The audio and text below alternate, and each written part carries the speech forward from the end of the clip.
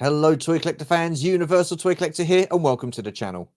And welcome to another episode of My Collecting Life, the weekly series where I get to chat with you, members of the toy collecting community, about your own personal collections, finding out what got you into collecting in the first place and what gives you that toy collecting buzz.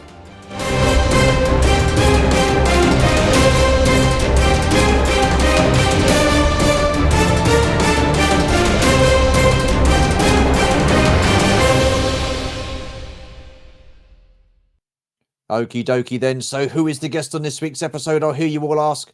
Well, why don't we all find out? Sit yourselves down, put your feet up, make yourselves comfortable, and let's take a look at some of his collection in a musical montage.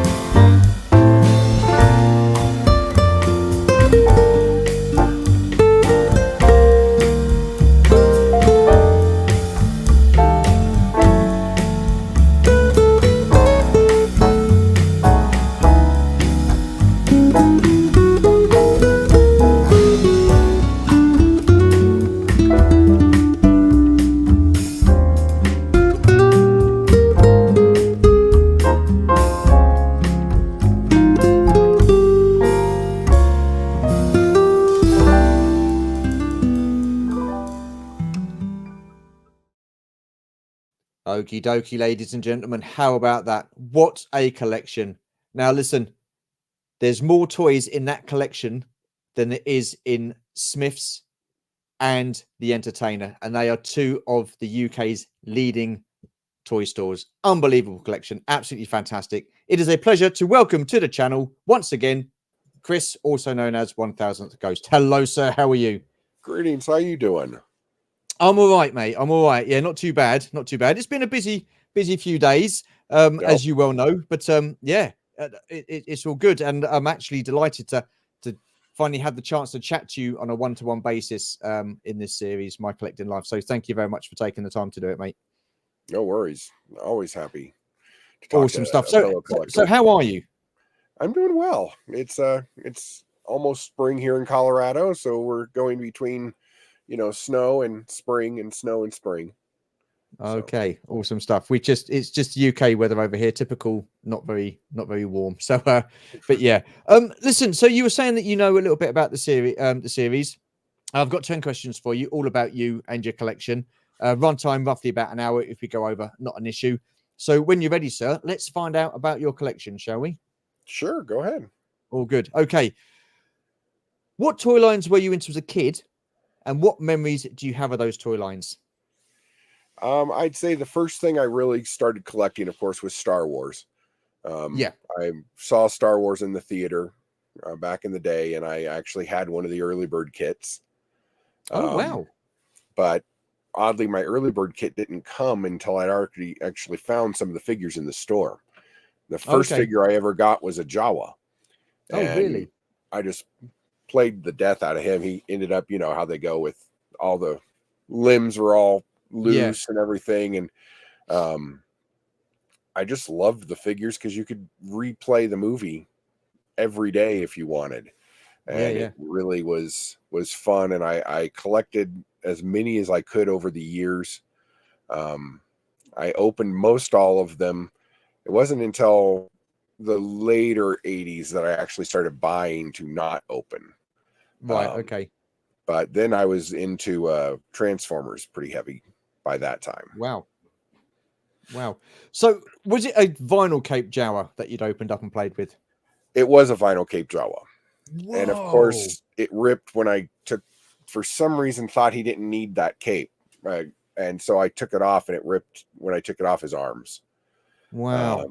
So yeah, it was vinyl cape. And then, of course, I bought some others because you had to have like 6 Jawas. You know, you couldn't Yeah. just Yeah. have one. And were they all vinyl caped ones at that time? No, No. I Okay. ended up buying all, they all were cloth by the time I started buying extras. So Okay. Did you ever get the chance to get another vinyl cape Jawa? no, I never did buy one because I didn't really get into, um, you know, the variant type stuff Yeah. until it was too late. And Right. then I've just never really felt the need to have that because I still have Yeah. my original Jawa around here somewhere.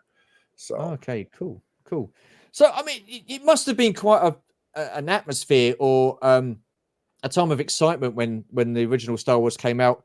And so, obviously you went to go to the theater to see it. I mean, how was that for you as an experience getting to see the film? um I was 6.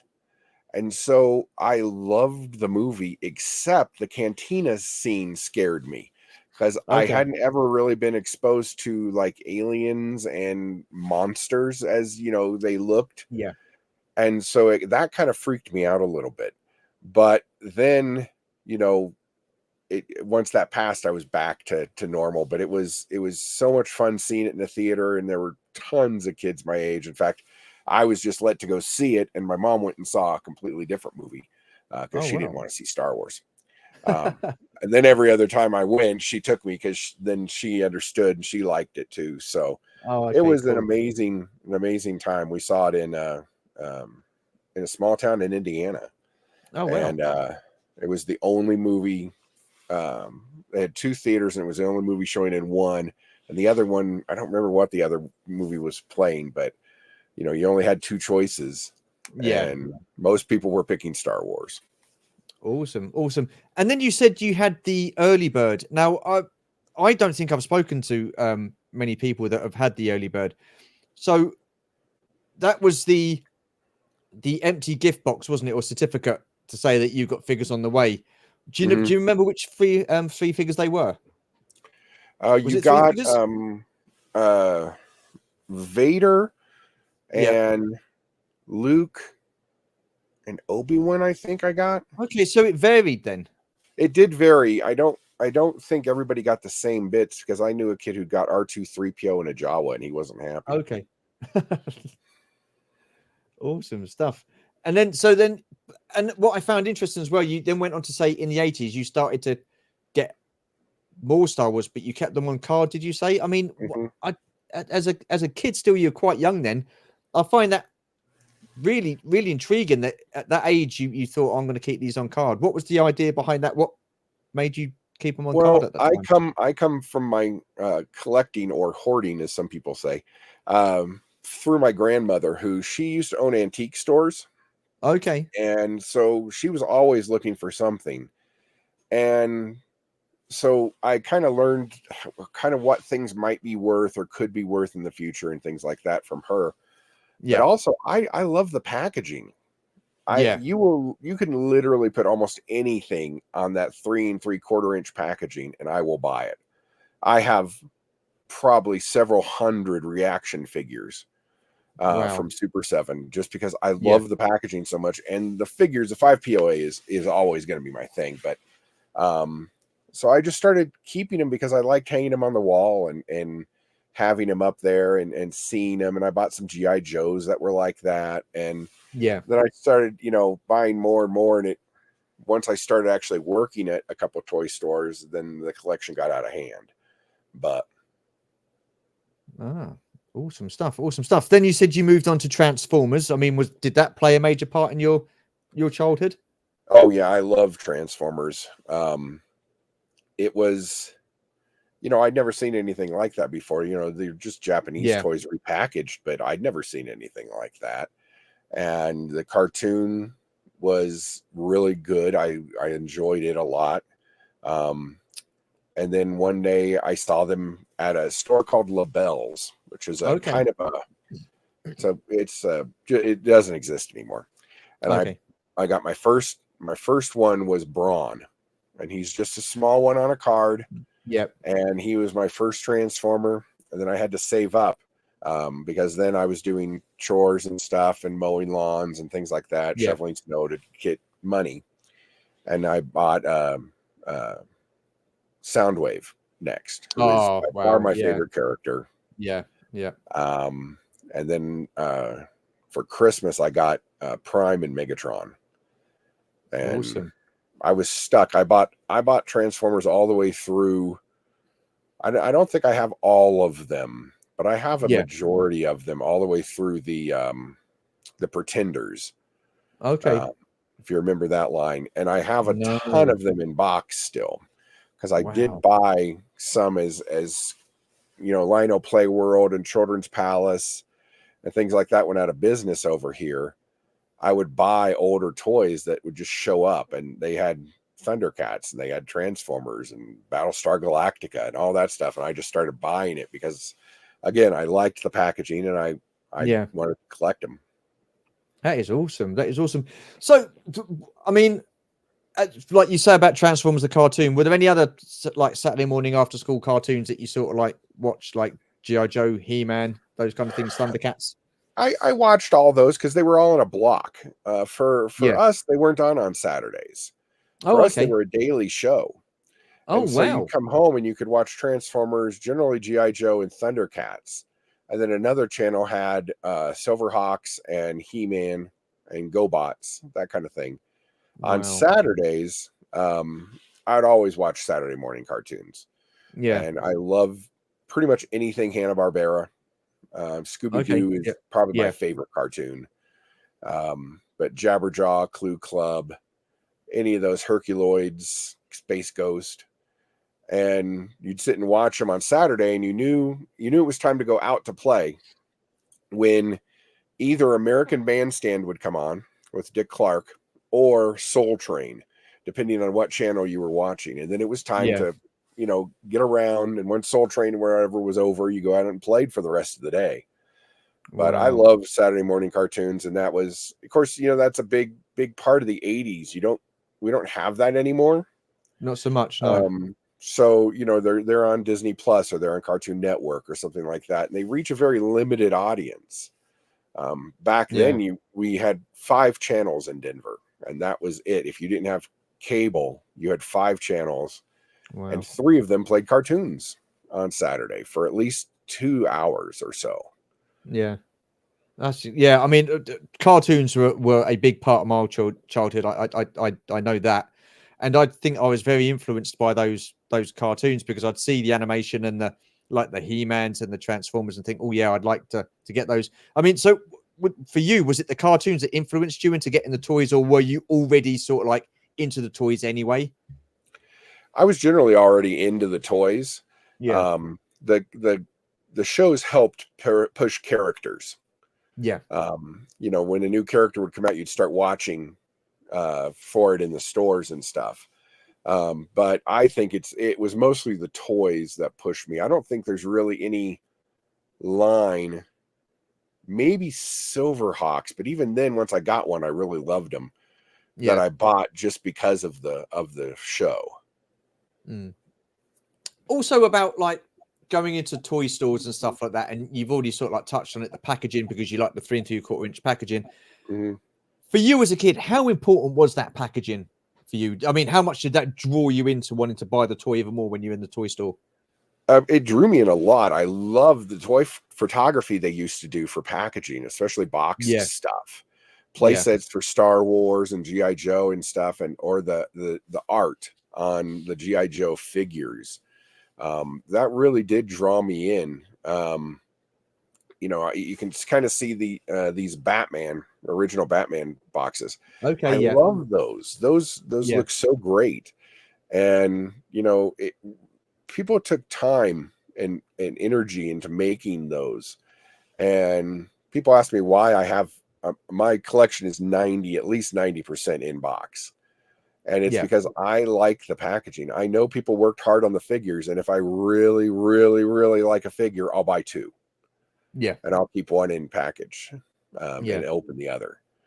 Yeah. But really, to me, it's the initial dopamine hit of the package of walking in and seeing, you know, an end cap of new Star Wars figures, you Yeah. know, or seeing the new, you know, even something as stupid as like Food Fighters or Barnyard Commandos. They have great packaging, incredible Yeah. packaging, and I love them. I love them all. It really is and even some of the like knockoff stuff. I've got some things called Z-Bots that were a knockoff of GoBots, Yeah. and the figure is horrible, but the packaging is actually kind of cool, and so Okay. I will pick it up just to have it as part of the collection. Awesome. I've never heard of the Z-Bots. Never heard of the Z-Bots. So, as a kid, then I've got a rough idea what the answer is going to be. But what was your favorite toy line and why? Or did it change as you went through the different phases of toys that you were into? It's always been Star Wars and Transformers. Yeah. I dabble in everything, but Yeah. there's nothing I've only recently have I stopped buying Star Wars. Okay. I have been collecting Star Wars since '78, and Wow. only recently have I stopped Wow. buying the 3 3/4 inch figures. Okay. But that's probably the biggest part of my collection was that, and then I really fell hard into Playmates Star Wars or Star Trek. Oh yeah. Yep. Yep. I Yep. I love Star Trek, all the iterations until the JJ verse, but I bought a lot of that. So the bulk of my collection is probably Transformers, Star Wars, and Star Trek, and then I've got a whole bunch of everything else. Yeah. But That's fair. I it's think. stayed fairly constant through the years. Okay. Okay. I mean, to be honest with you, I think I've got one set of Star Trek figures, and that's it. And that was the original Enterprise bridge crew with Kirk and Spock and McCoy and stuff like that. And the actual the bridge was the part of the packaging itself. But Hmm. as a kid, I just ripped that open and threw the box away. I wish I hadn't have done that, but there you go. Yeah, But that's another example of a great package that you yeah, almost had to buy two of because it looks so good in that box. yeah, And I yeah. wish they would have done something like that for Next Generation. That would have been cool. But why didn't they? I mean, it seemed to me that toy companies didn't really take Star Trek too seriously when it comes to figures, because I mean they weren't great, were they? The Playmates. I mean, as figures. I mean, I don't know. I just wasn't Well, enamored with those. they were very well articulated, and they did a ton of figures. Yeah. There's at least 200 figures for that line, if not more. Wow. And Wow. what I love about them, and then they did the same thing when they took over the Simpsons license. They did characters you would never think would get a figure. Yeah. But they were there, and I think they represented it well. But I don't know a lot of people who collected the Trek as much as I did. Yeah. Because again, I did like the packaging and I liked the show. So I needed a Cisco figure, and I needed a Picard figure, and I needed an Admiral McCoy from the first episode of Next Gen. Yeah. Yeah. Then they Wow. did Khan, and they did, then they started doing everything all the way through. I think Insurrection was the last thing they really did, and then they dabbled in the JJ verse and kind of messed up their scale and stuff. Oh, right. Because they went to 3 3/4 inch. But They did have a few 3 3/4 inch Star Trek figures, didn't they, from the motion picture? Because I vividly remember Kirk. Yep. I got those. Mego did those. Yeah. Wow. And then Ertl, I think it was Ertl, who did some Star Trek 3 figures, and they were good. They were about 3 3/4 inch figures too, but they only did like 3. It was weird. Wow. Yeah, nobody really took Trek seriously. You know, Mego was probably the biggest one who did, because they did their Mego figures, of course. Yeah. And then they did some stuff for Star Trek the Motion Picture. Yeah. And then, you know, Star Trek 2 came out and nobody did anything for it. And then, you know, nobody did anything until Galoob did the Next Generation figures for that first series. Why do you think that was, Chris, with regards to Star Trek? Why do you think that they didn't go down the route of Star Wars and like do Star Trek figures in 3 3/4, or they started to, but they didn't carry it on? Was it because Star Wars was I think it's because Star Trek isn't pew pew enough. Okay. I think it's almost too cerebral. So by the time a lot of kids who watched classic Trek growing up and then really got into Next Generation and stuff, once we understood Trek, then I think the Playmates, the people who started Playmates and stuff, they were Trek fans. And so we had to wait for somebody who became Trek fans in order to do it. And so I think that was one of the big things, is it's just not, you know, and that's kind of one of the reasons I don't particularly like the JJ verses, because it's too much like Star Wars. Okay. He turned Trek into Star Wars, and that's not what I watch Star Trek for. I watch Star Trek for the message and for people thinking their way out of problems, you know, even though my favorite movies, of course, you know, Star Trek 2. And Star Trek 6 is not too far behind. But, you know, I don't need big giant CGI battles at the end of Star Trek movies to make me want to see them. So I think that's another reason they kind of fell off. And then Playmates tried putting some stuff out for anniversary stuff recently, and it sold okay. But I think they would have been done better doing new stuff instead of reissuing old stuff. Okay. I've got to say, Deep Space Nine was my favorite of the lot. I really did like that. Then followed closely by Next Generation. And I know what you mean with regards to you don't want to see big space battles. I mean, I know in Deep Space Nine you had that massive battle towards the end, but that had been building up for nearly 7 seasons to get to that point, which I thought they executed that absolutely fantastically. I thought the storyline was great in Deep Space Nine, and I really enjoyed it. And then you had Voyager. Wasn't too keen on that. And then they kind of went back, didn't they, and did Enterprise. Wasn't really too keen on that. And now they've gone. What have they done now? They've done Discovery, and they've done, I think, Where No Man's Gone Before and stuff like that. I've not really sort of kept up with the Star Trek universe, if I'm honest. Well, Discovery is kind of a prequel and a sequel, because it takes place in between Enterprise. Well, it's in the JJ verse, so it doesn't really count. But as far as timeline goes, it takes place in between Enterprise and Classic Trek. And then by season 4-ish, they jumped 1,000 years into the future. Wow. So they're way, way beyond anything Trek has going now. Picard was interesting because I really liked the last season of Picard when it became the Next Generation again. Yeah. It was like season 8 of Next Generation, wasn't it? Yeah. And then when the other two were like, they were trying to like almost destroy Picard's character, and I didn't understand why. People at Starfleet treated him like dirt, and I'm like, he's Jean-Luc Picard. Who are you? Who do you think you're talking to? Yeah. And Brave New World, I've kind of liked, or Strange New World. I've kind of liked it off and on. I didn't like how they changed how the Federation started, and I didn't like how they changed how World War III started and Khan and that kind of stuff. Yeah. But you know, I'm an old canon guy. I'm not new canon. I like DS9's my favorite by far. Yeah. It had so many rich characters, and it absolutely wasn't just the main 7. I mean, you have Rom and Quark and Garrick and Nog, and you have all these other side characters that meant things to the whole series. Yeah. And Yeah. even the villains got, their say and stuff. And I really enjoyed DS9. I watched that quite a bit. Voyager was trying to recapture Next Generation, because they were doing Right. their little story of the week and then they fly away type Yeah. thing. Of course, I think it still got better when 7 of 9 came on and they were able to explore a little bit more of the Borg and things like Yeah. that. Enterprise, I didn't mind. The time war confused me greatly, because it made weird canon, Right.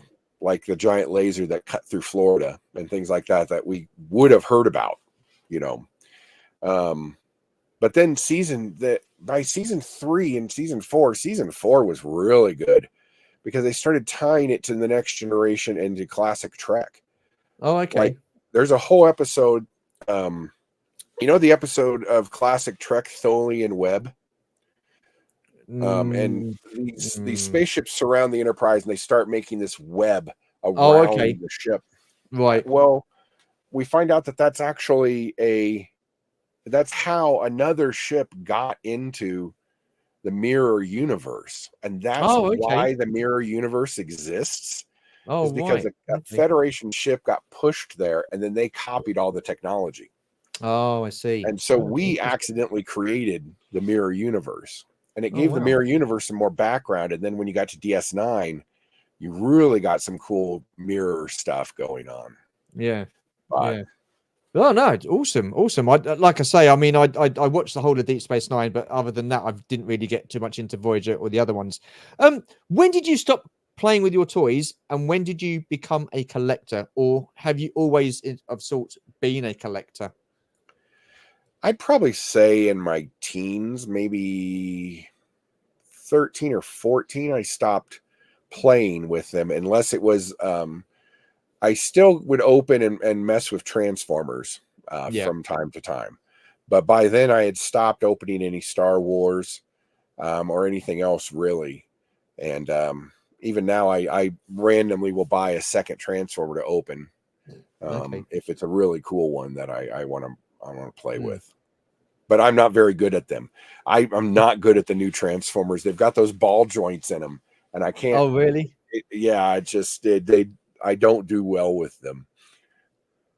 Oh, interesting. I know someone else who's not very good with Transformers. We won't name him Shabby, but there you are.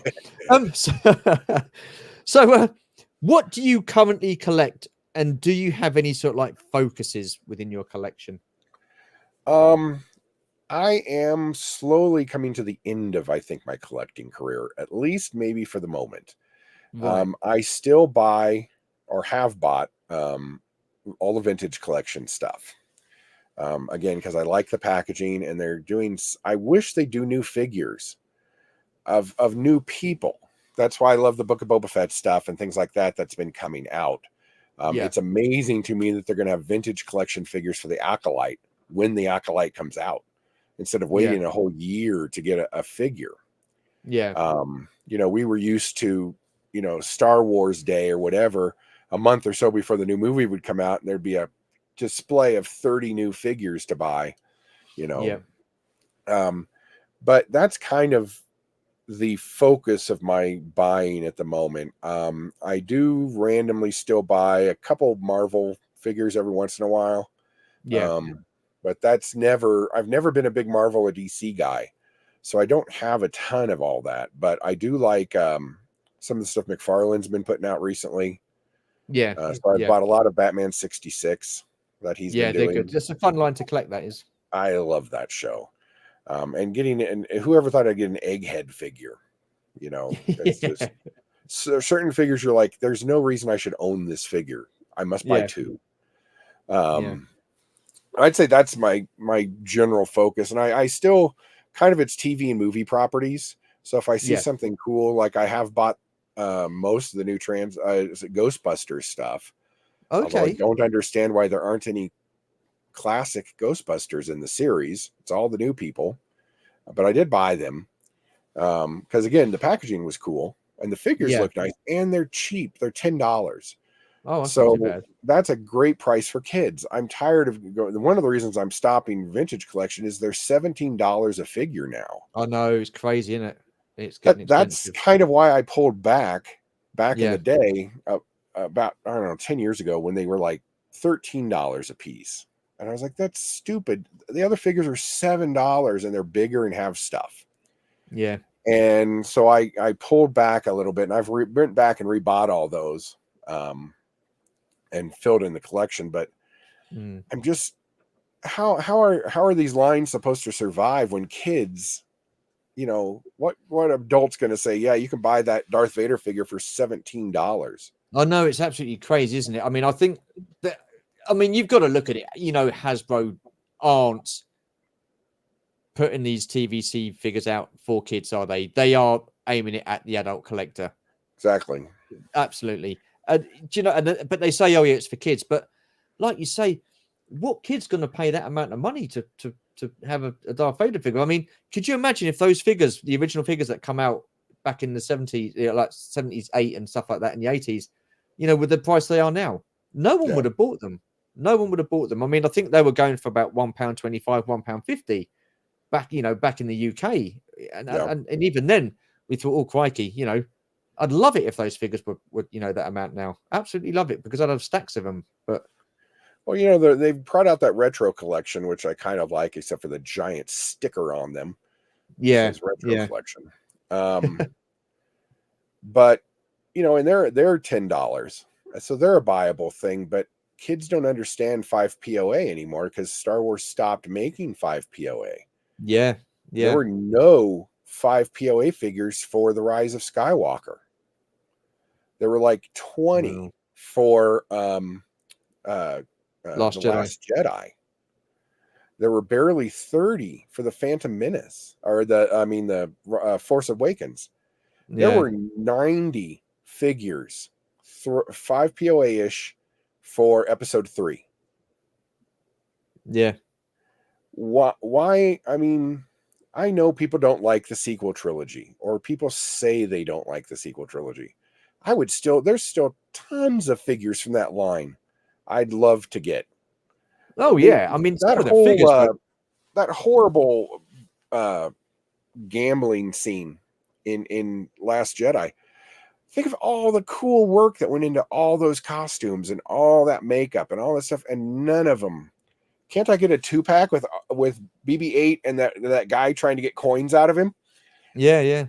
That would be hilarious. Or the opera lady, or, you know, there's just none of that stuff. Where's my broom kid? I want my broom kid figure.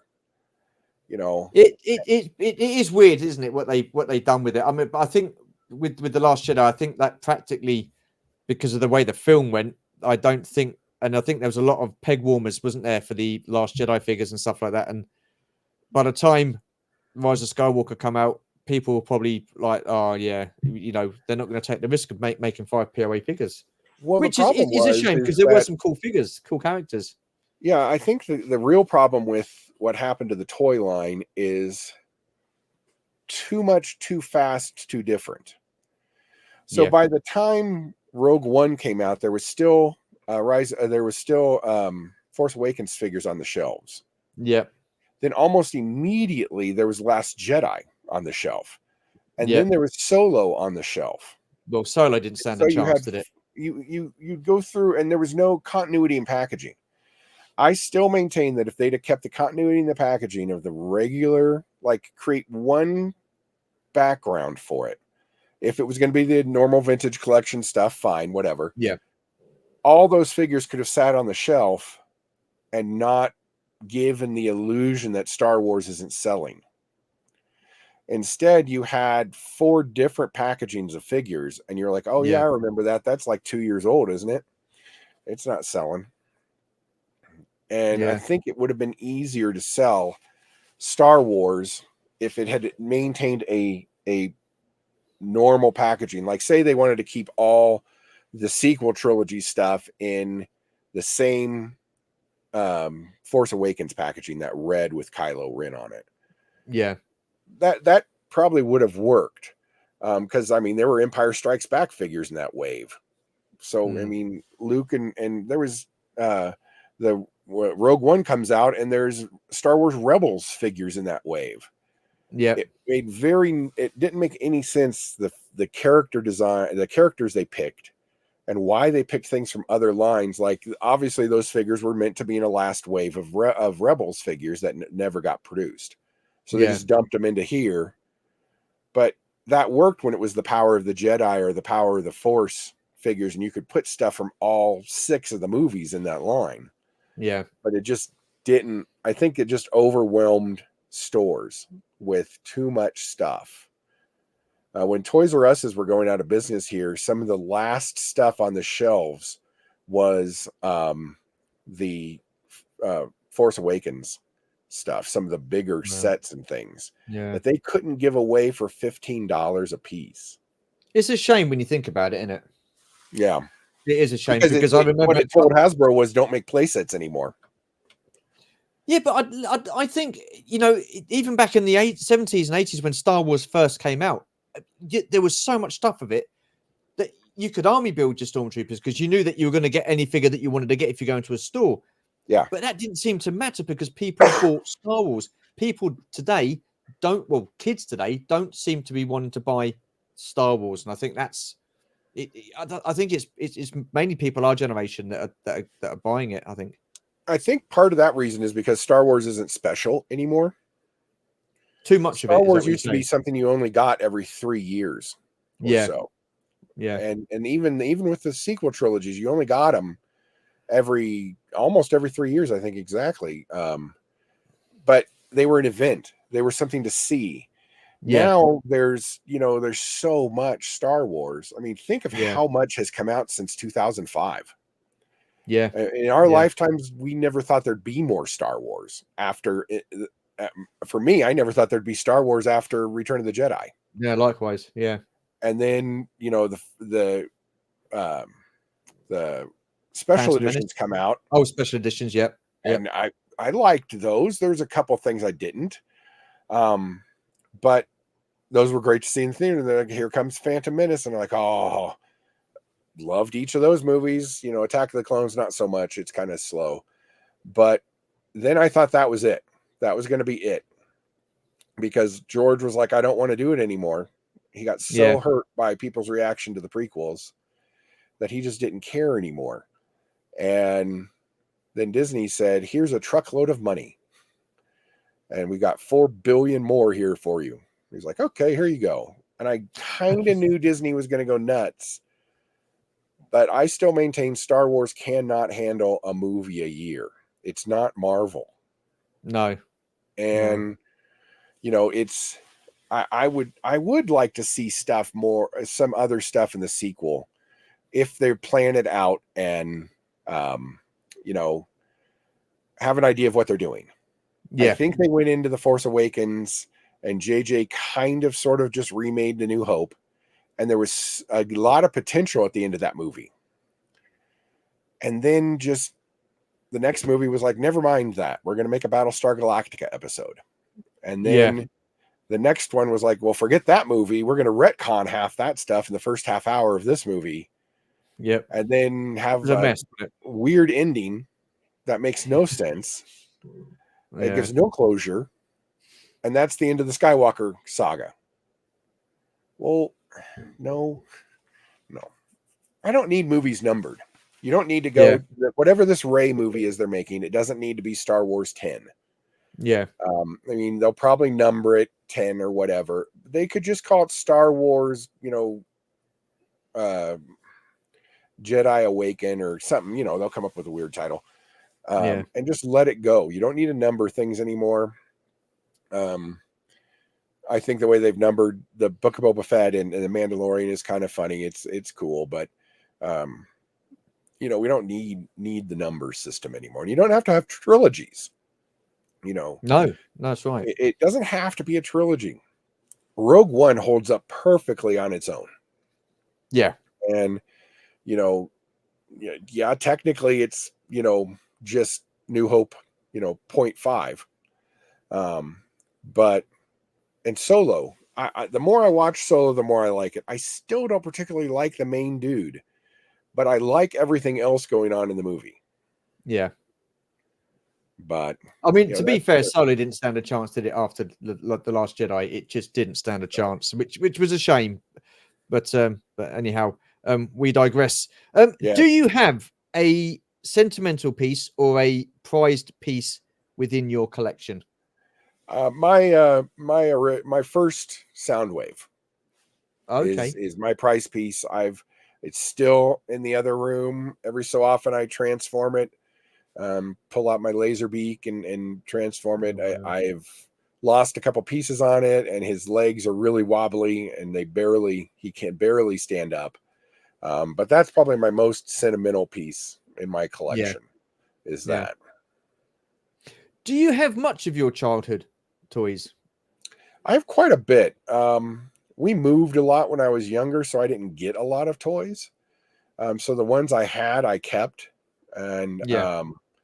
I would say until we moved here in 1981, I had a core collection of stuff. I had a big box that had my Legos in it. And I had another case, my Darth Vader case that had all my Star Wars in it.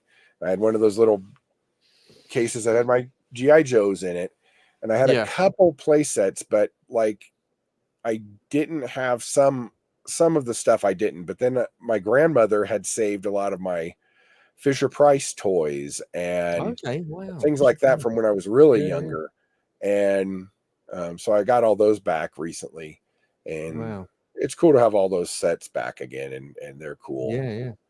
Yeah. But that I'd say that's my big one is my Soundwave. Yeah, that's a great figure. I mean, I never had him as a kid. He was he just I remember seeing him in a cartoon. He just sounded absolutely awesome. And my Mm-hmm. friend had him, and yeah, it was just a great figure. I've got a couple of versions of him now. I've got him in the RED line, and I've got him from the Bumblebee movie line as well, which is pretty cool. Yeah. You said earlier on about you used to work in a toy store, and that was kind of like the I'd say the catalyst, I guess, for you collecting the amount you did. So how did that come about then? You just thought, I want to, I want my, I mean, because your collection is like a toy store. It really is. Was that the thing that you were looking at, aiming to emulate the toy stores?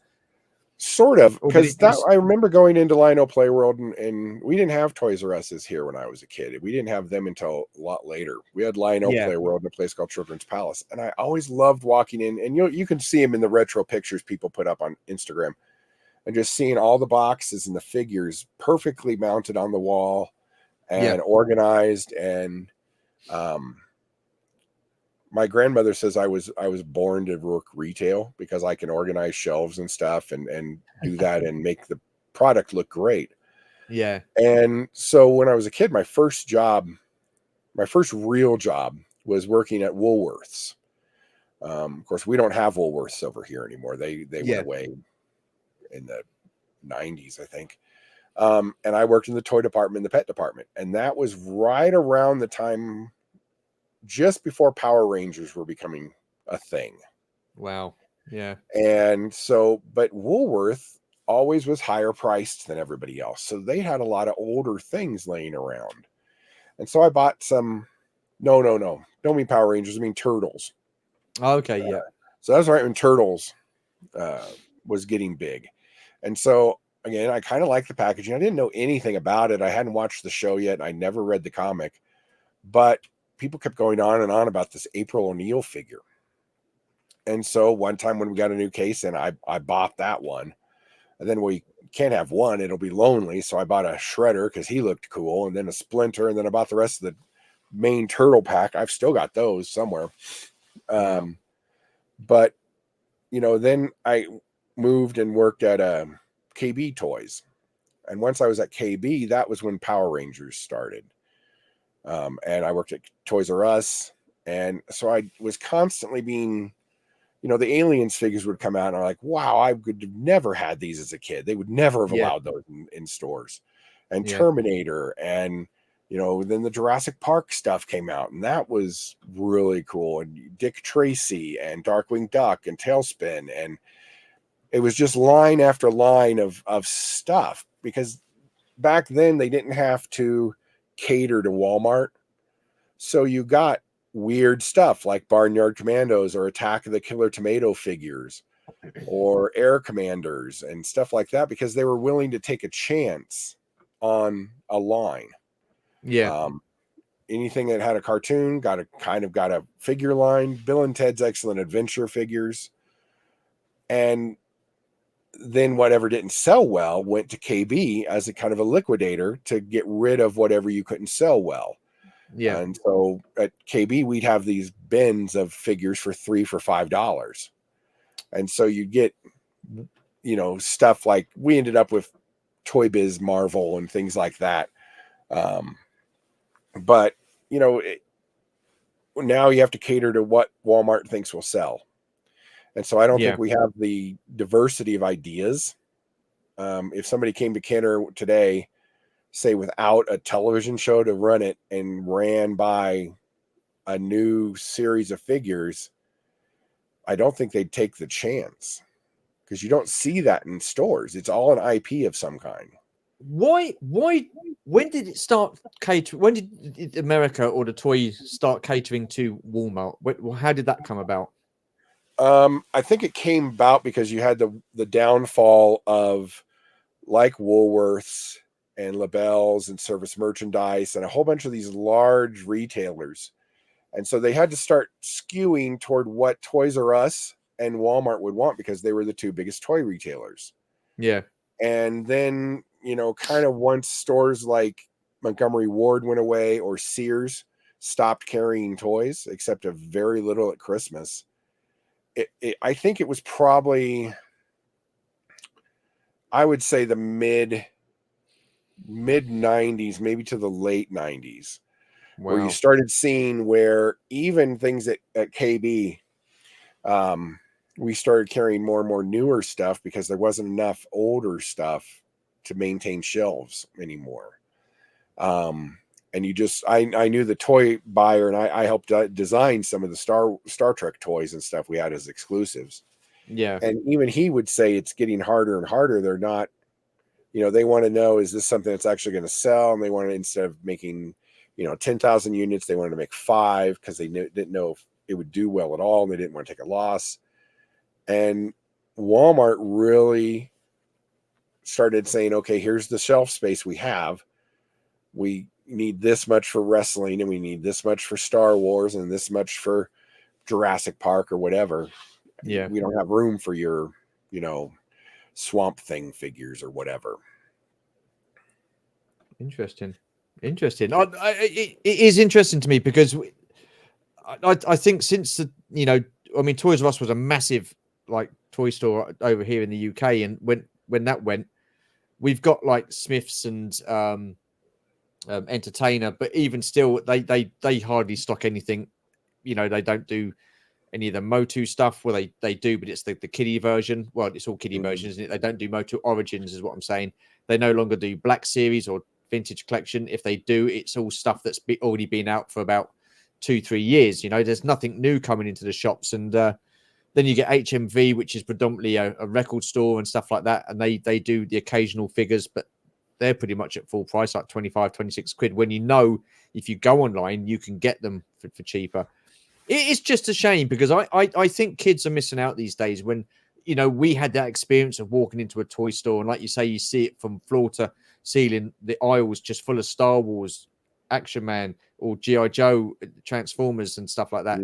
Kids don't get to experience that these days, should I say. And then I think, even if they did, would they really be interested? Because it's all about computer games, isn't it? And being online and your phones anymore, and stuff. Most of the kids my friends and my family has and stuff, I think they really stop playing around 10. Wow. And they get right into that's around the first time they get their phones, and then they got their phones and they're on TikTok and they're on Instagram and whatever. And then they're in the computer games, and you don't, unless it's like a Lego, I don't see a lot of kids playing anymore, and it's sad. It is sad. It is sad because with play comes imagination, and with imagination, you get to become. You know, but looking back, I wish that I would have taken creative writing more seriously, because then you get to go into creative writing. You can write stories and scripts for films and TV series and whatnot. You can also, imagination could get you into building sets and stuff like that. You think, oh, I'm going to build this set and stuff like that. You can go into do like building sets at movies, and do you know what I mean? I just think a lot of good can come from playtime, especially with figures and toys and stuff like that, because as we didn't have half the stuff kids have got today, like with the Star Wars. You've got all the play sets, you've got all a lot of the vehicles. I mean, in my day, I'd be quite happy to use a side table as a a spaceship, or like a bridge of a command ship or something like that, or a Star Destroyer. Do you know what I mean? The imagination, I just don't feel, isn't there as much as what it used to be. We're looking at now to back when we were kids anyway. Well, I mean, it was a thing where you'd take your Darth Vader case or whatever case you have over to your friend's house. Yeah. Because you might have different figures than he has, and then you play together, and you make. We tried to do toy photography back in the day. Of course, 5 PO8 you can't do anything with those.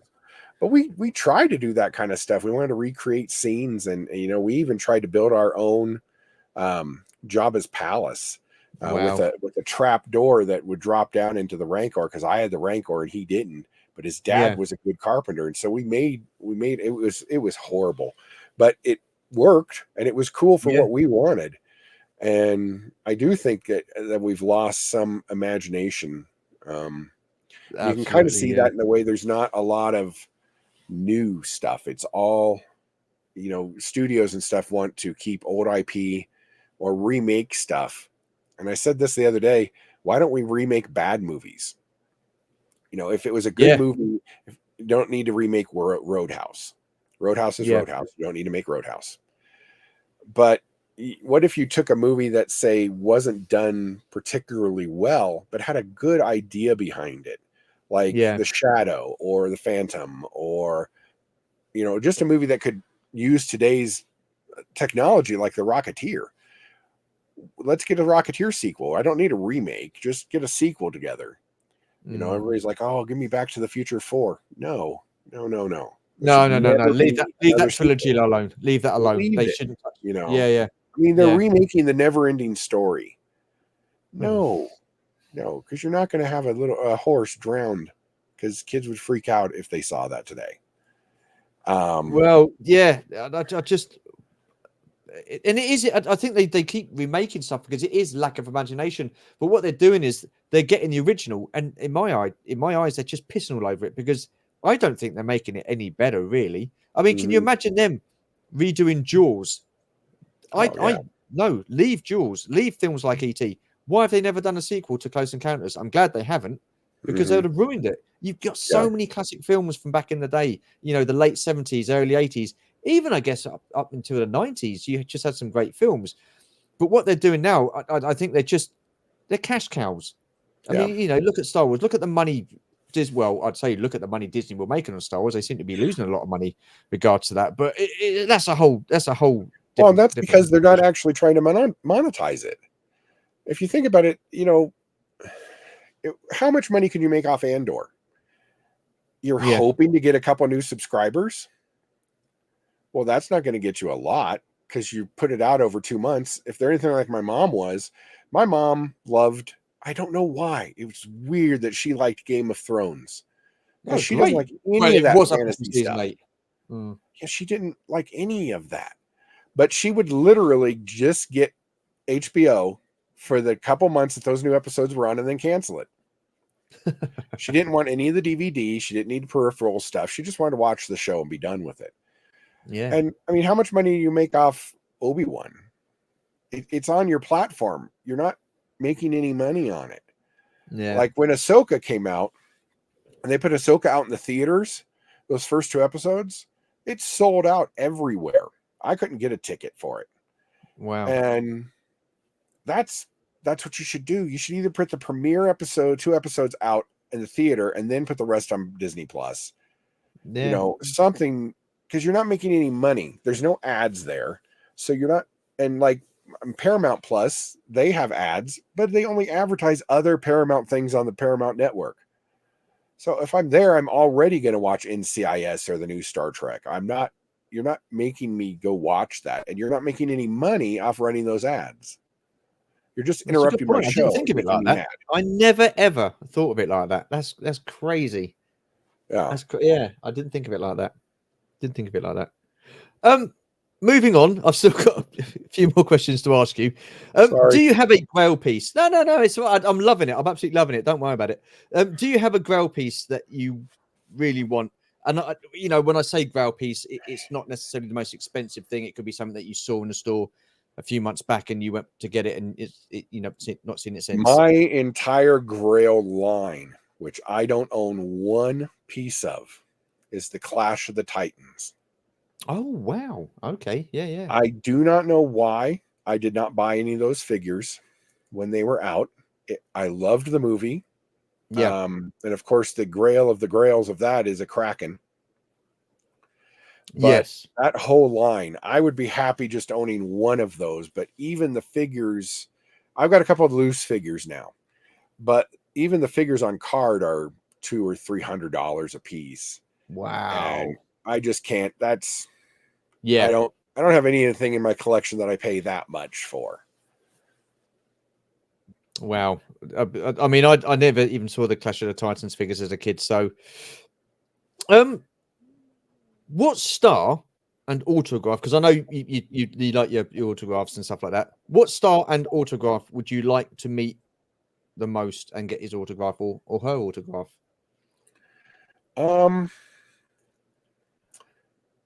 I've got a couple, but I think, and this is going to be a weird one, I think the person I would like to meet and talk to and get an autograph from most would be Frank Welker. Okay. He's a voice actor. He's of course Megatron and Soundwave, but he's also Scooby-Doo and is he really? Oh wow. Pooh on Aladdin, and he does so much stuff. I used to make autograph things. See, I've got one right here, I think, and to get signed. Here's one I sent off to James Alexander.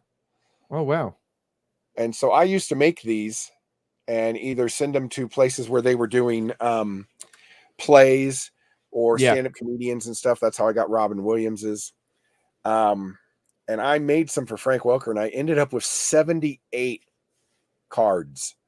Wow. Of people through G.I. Joe, and he was Peter Vink. He did some voices on Ghostbusters, and he did stuff all over through Disney and Hanna-Barbera, and there was just so much that I wanted to get from him. So I think he would be really cool to talk to. Plus, I really enjoy voice actors and character actors. Yeah. One person I did get to talk to and for a few minutes, it was Wallace Shaw. Who plays Vicini in The Princess Bride. Okay. And he played Grand Nagus Zek in DS9. Yes. And he plays, Rex in Toy Story. I had like 8 or 9 things for him to sign, and he was just amazed that anybody would want him to sign all these things. I'm like, but you're incredible. Well, you want to watch him do great live action. Go watch Waiting for Godot. And he's great. I love character actors, and that's every time we lose a character actor, it makes me sad that they're not given as much recognition as when Sean Connery dies or something like that. Another person I really liked talking to was James Hong. Okay. And love James Hong. He's in so much, but I had him sign something from both Big Trouble in Little China and from Chinatown. Yeah. And then he sat there and told me several really good stories about Jack Nicholson and how him and Jack would sit around, and talk and things. And it's just like, it's everybody has such good stories. I love talking to just about anybody, but the stars always have such huge lines. It's hard to get any real meaningful talk with them at all Yeah. before you really need to move on, because you don't want to hold up the line. There's No, absolutely. literally Yeah. 1,000 people behind you waiting to get, Mm. Momoa's autograph or something. Yeah. Well, the one person I really wish that I'd have taken the time out to go and see was Gary Kurtz. He was actually at London Olympia, and he was doing like doing signings and stuff like that. And the thing is, Chris, there was no one there. Yeah. No one there. He was sat there, and I just wish I'd have taken the time to go and speak to him, because it wasn't until I'd seen Empire of Dreams and I saw him, and I was like, oh my god, that's who he was. Mm-hmm. And he was planned to go to another one, and he never turned up. And I thought, oh, okay, well, and then I found out a few months later that he'd passed away. I was absolutely gutted, and I really regret that, because I would have loved to have sat there and chat to him, because he I'm with him. I feel that, for me personally, he was one of the big influences for Star Wars and Empire Strikes Back, and I think he was sorely missed in Return of the Jedi.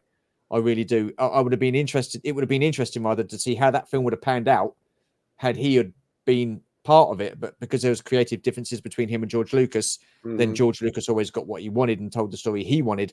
It was like curtains for Gary Kurtz, so he sort of like departed, and they got who was the other guy? I can't remember, Howard Kazaban or Kazabian or something like that. They got him in. But I just wish that I'd have gone and spoken to him, because there was no one there. I could have had a good chat with him, but that's just one regret that I have with Gary Kurtz. I got to meet him one year at there's a big show here out in Atlanta called Dragon Con. Yes, I got to meet him at Dragon Con once, and there were a few people, but not, people don't understand the role producers make in a film and how they help shape things. And that's why, I do cut people like what's her name in Star Wars? God, my brain is turning off. Kathleen Kennedy. Yeah, Kathleen Kennedy.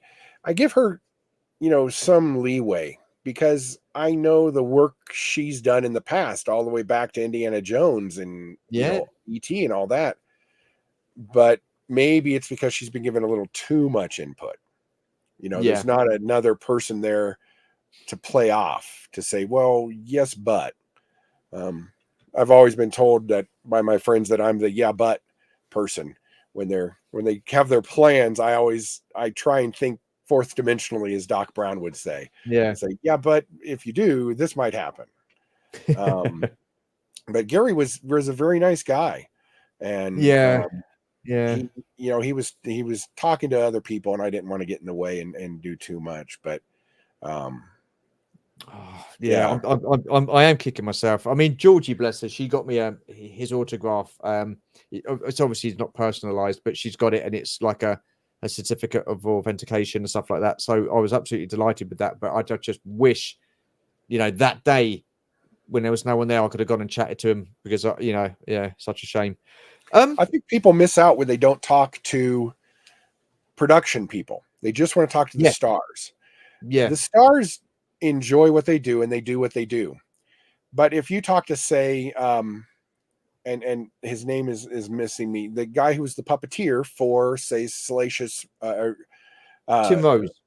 Tim, he had great stories, and I didn't know that he was also that Nien Nunb was actually a puppet.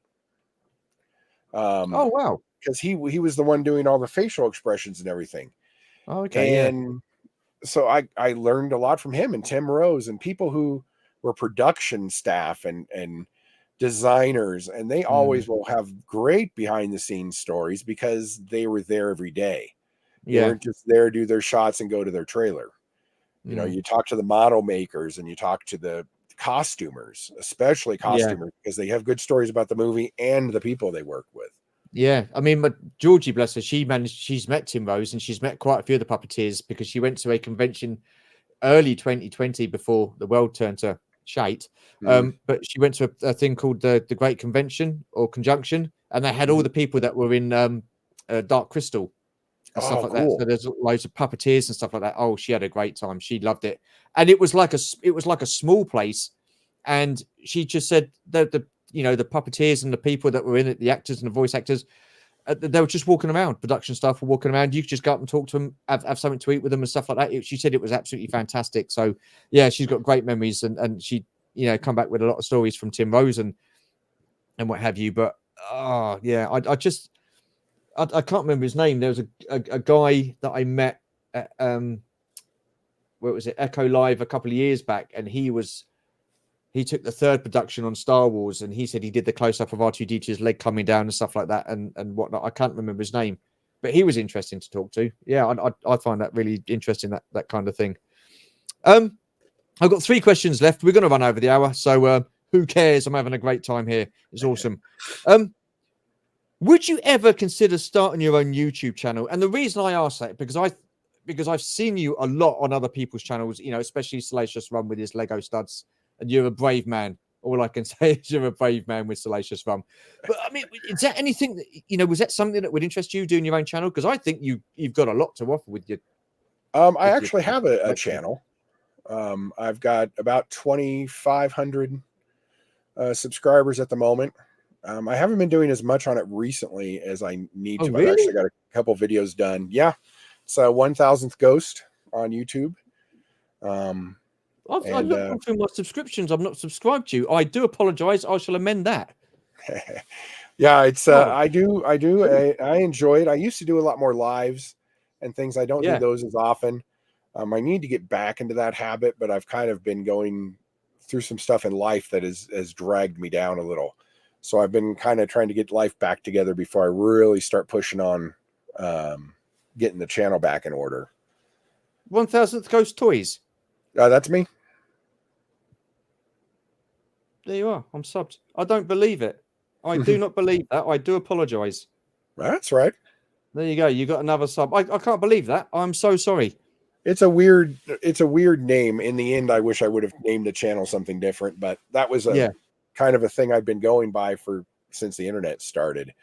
And so I just kind of moved it into YouTube, and I didn't know, you know, but now I've got, you know, I've got merch and stuff. So, you know, too late to change now. So why 1,000th Ghost then? What was the reason behind that name? My favorite place in the entire world is the Haunted Mansion. At either Disney World or Disneyland. And there are 999 happy haunts, and they invite you to be the 1,000th. Oh. And so until they got so good, because people would kind of take like little thimbles of people's ashes or whatever and dump them in the ride so that they could, you know, it's kind of creepy. But I always just, you know, I said I would volunteer to be the 1,000th ghost. And it kind of, when I was in college, people started calling me Ghost.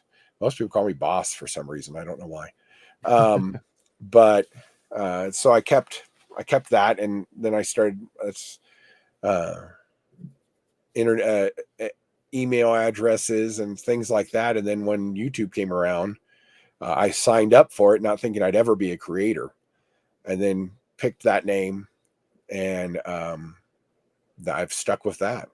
So wow, awesome stuff. I still can't bloody believe that I never subscribed to your channel. I because I've, you know, like I said, I've seen you on Rum and other people's chats and stuff, and I just assumed that you didn't have a channel. So I do apologize. That has been corrected. I do, because it's I should do my own work and check these things and research properly. I'm not like Gojitron. I mean, Goji puts a lot of time and effort into his videos, and I commend that.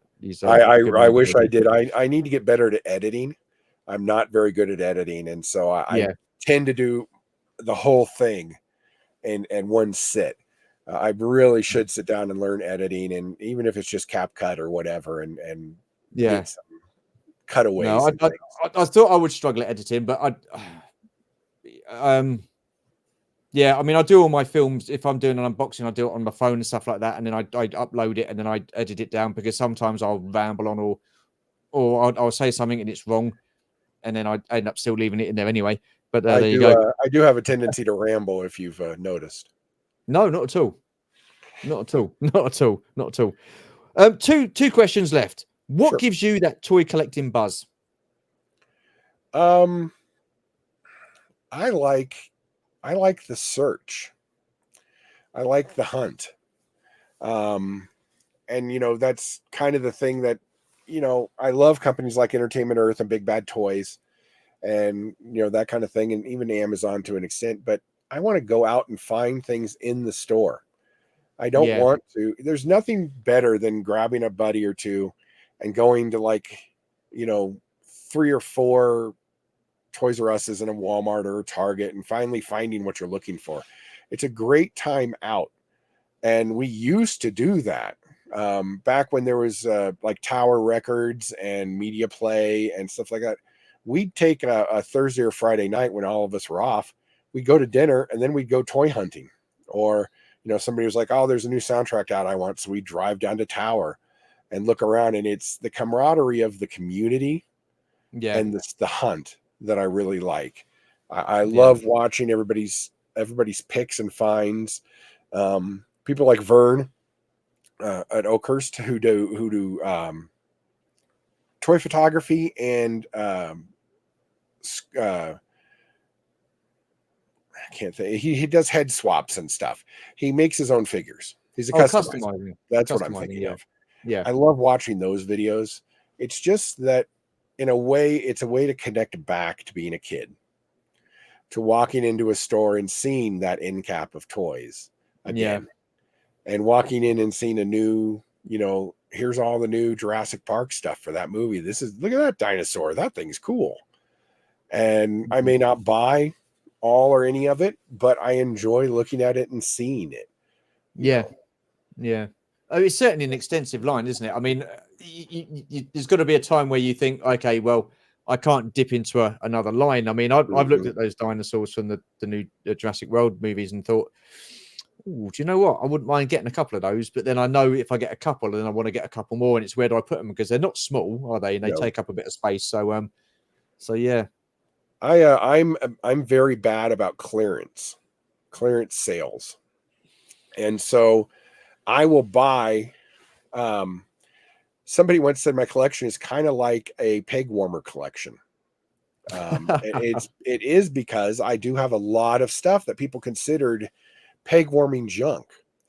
But now, 20 years later, they're like, "Oh my God, you've got all those!" Like, and I can look up and I see these figures for a movie called Warriors of Virtue, okay.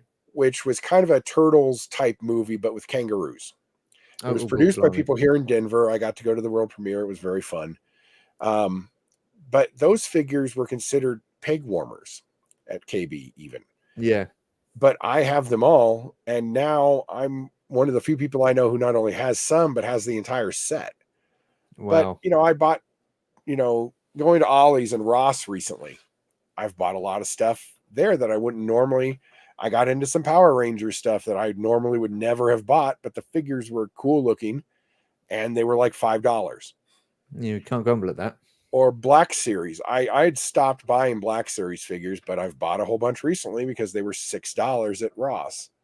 Wow. GI Wow. Joe, same thing. But Wow. yeah, I'm bad at clearance sales. Get me every year after Christmas. I'll end up with boxes of things that people didn't want, and I'll hoard for another 20 years, and somebody will want it. Wow. That's awesome. Awesome. I've got one last question for you. What does your collection mean to you? Um, it means it's changed over the years. Um, as I've gotten older, it has become a slight burden. It's heavy. It feels like I can't do anything because I have so much. It's not like I could pack up and move next week. It would take me a month or so to reorganize, package everything. Then what would I do with Wow. it? Where would I put it? When I started, it was fun. It was finding new things, adding new pieces to my collection. Then, in a weird way, my collection became my personality. Most people know me because of my collection. And it's just one of those things where for the longest time, most of my family called me the toy boy because they would come over and they see my whole house looks like a toy store. Yeah. And now I'm coming to grips with, I am going to start selling off stuff. I'm going to weed the collection down and then go from there and see where I want to continue taking it. But for the moment, I've kind of slowed. Unfortunately, I haven't slowed my Lego buying, but that's hard not to buy. Yeah. And Lego is actually one of the newer things I've gotten into in the past 5 years. Okay. They were so expensive and I didn't want to open them and put them together. But then I got, that's just dumb. The packaging's cool, but the thing is cooler. Yeah. So now I do open and build quite a lot. But I think that's pretty much it's been a lot of me for the past 40 some years. Wow, that's incredible. Absolutely incredible. I mean, you have got a collection. Like I say, I would liken it to like walking into a toy store. And I know that when I was a kid, I used to, like I said, enjoy walking into the toy store, seeing all those different toys and boxes and colors and figures and stuff like that. And just seeing your collection there, it's just reminiscent of like what it would be like to walk into a toy store back in the day. So, Chris, let's come to the end of the chat, mate. I've got to say, I've absolutely loved it. It's fascinating chatting to you. Really have enjoyed this conversation. Where can people find you on social media, sir, apart from YouTube, which I've now subscribed to your channel? I'm on TikTok and Instagram, both TikTok under 1000th Ghost. Insta. So, sorry, that's TikTok, Instagram. I do show off some pictures of different figures and stuff on Instagram, and TikTok I do not as often as I probably should, but do some little small toy hunts and stuff over there as well. Awesome. And that's all under 1000th Ghost, yeah? Yeah. If you put that in, you'll generally see me. You'll see this for most of them. I have this logo, so you'll see that logo, and that's generally, you're in the right spot, or if you see me. Awesome. What I'll do is I will leave the links to the your social media platforms in the description below. Like I say, I've absolutely thoroughly enjoyed chatting to you. It's been so interesting listening to you and stuff like that. And awesome stuff. Thank you so much for taking the time out. Just want to say a massive thank you to all you that have stayed to the end of this episode. Really do appreciate it. Until then, take care, stay safe, and we shall see you in the next video. Bye for now. Cheers.